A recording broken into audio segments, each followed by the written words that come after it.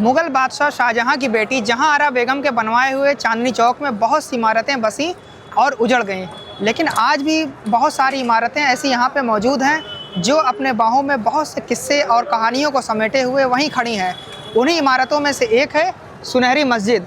इस मस्जिद ने दिल्ली वालों के कत्लेआम होते देखा है, उसकी गवाह बनी है। तो अभी हम चल रहे हैं इस मस्जिद के अंदर और इसकी तारीख से आपको रूबरू कराते हैं और इसके अंदर से ये कैसी दिखती है वो भी हम आपको दिखाते हैं।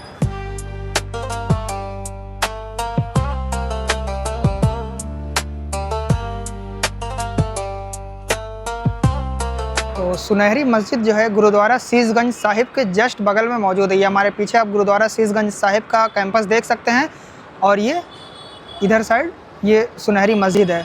तो इस मस्जिद को मुग़ल बादशाह मोहम्मद शाह के दरबारी रोशनुद्दौला ने तामीर करवाया था। उस दौर में इसे रोशनुद्दौला मस्जिद के नाम से भी जाना जाता था। सुनहरी मस्जिद बेसिकली इसे इसलिए कहा जाता था क्योंकि आप देख सकते हैं इसके गुंबद को जो है सुनहरे कलर से पेंट किया गया था। तो आई थिंक उस दौर में सोने के पानी से चढ़ाया गया होगा, लेकिन आज तो हमें नहीं लगता कि ये सोने का पानी होगा, ये ऐसे ही पेंट किया गया होगा अब।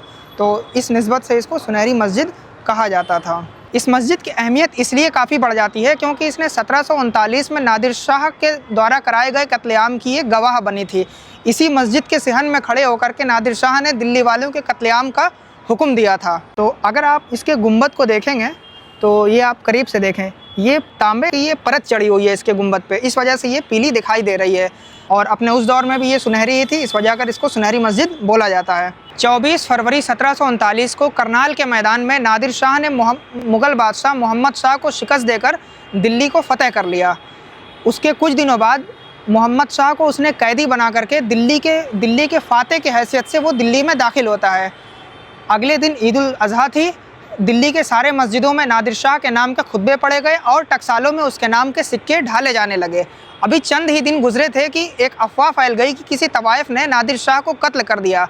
उसके बाद जो हुआ वो तारीख के पन्नों में कुछ यूँ बयां है।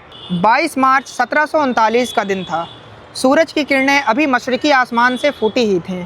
नादिर शाह दुर्रानी अपने घोड़े पर सवार लाल किले से निकल आया। उसका बदन जर्रा बख्तर से ढका हुआ था, सर पर लोहे का कवच और कमर पर तलवार बंधी हुई थी और कमांडर और जनरल उसके साथ थे। उसका रुख आधा मील दूर चांदनी चौक में मौजूद इसी मस्जिद की ओर था, जिस मस्जिद के सहन में अभी हम खड़े हैं। मस्जिद के इसी मस्जिद के बुलंद सहन में खड़े होकर नादिर शाह ने तलवार मयान से बाहर निकाल ली। ये उसके सिपाहियों के लिए एक इशारा था। सुबह के 9 बजे जो कत्लेआम शुरू हुआ, ईरानी सिपाहियों ने घर घर जाकर जो मिला उसे मारना शुरू कर दिया।